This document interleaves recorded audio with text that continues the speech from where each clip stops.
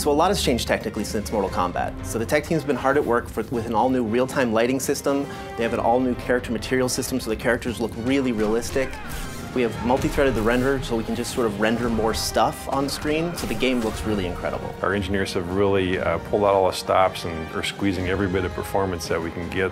In comic books, the characters are very bold and bright and graphic because you're dealing with hand-drawn imagery, whereas in our game we have the ability to render materials and a lot of details. So what we're trying to do is make these characters feel as if they've stepped off the page. You can see the leather and the metal and the rivets and all the things that make their costumes have dimension and weight in the real world. A lot of the action in Injustice is over the top. We have people grabbing cars and throwing them at people. We have people bouncing off objects all around the arena. And there's nothing more cinematic in the game than our super moves. Our super moves are these really big kind of blockbustery events that would probably blow out the budget on a summer blockbuster. So our mantra for this game has always been, this is the big blockbuster summer movie that you've always wanted to see with superheroes. The environment choice in Injustice is just as important as the character choice. We have several interactable zones spread out among each one of the environments, and they're not cookie cutter. They're not placed in the exact same place for each environment. So depending on your style of gameplay, you're going to want to pick an environment that kind of eases towards your style of gameplay. We have multiple levels on many of the arenas as well, and every time you play the game, it's going to be a little bit different. The button layout has changed in Injustice from Mortal Kombat. First, we got rid of the block button. You now hold back to block for all attacks. Also, 3 attack buttons, light, medium, and hard. So the additional button we call the character trait button, and that's a specific attack designed to showcase each character. So in the case of Nightwing, he uses the button to switch between his collie stance using collie sticks and his staff stance where he uses a staff, and there's completely different attacks. In the case of Cyborg, he uses the button to sort of charge up his health, so you're going to get different effects for every character. The combo system in Injustice will feel very familiar.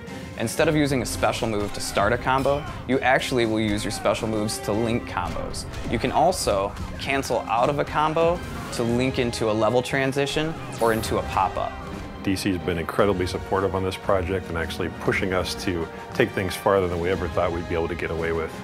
Superman in particular was fun to work on.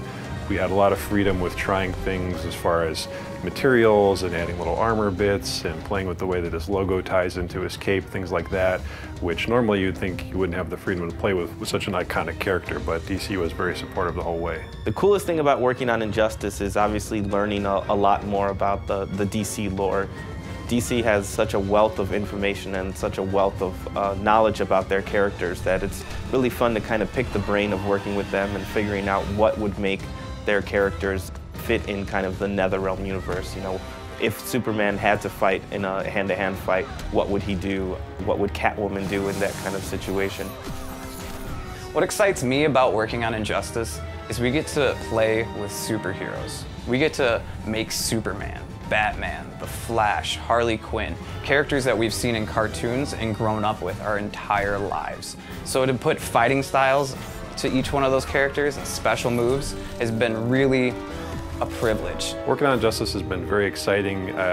I'm not the only comic book fan on the team, and for all of us, this is a lifelong dream to be able to work with these iconic characters that we've been reading about and thinking about all our lives, and to actually have a chance to put our stamp on it is a really exciting opportunity. So my favorite part about working on Injustice, and this is going to sound sappy, is I get to work with 2 great teams. I get to work with the NetherRealm team who made Mortal Kombat and the amazing talent here, as well as the awesome talent at DC Comics. And sort of that marriage between 2 awesome teams is what really keeps me coming to work each day.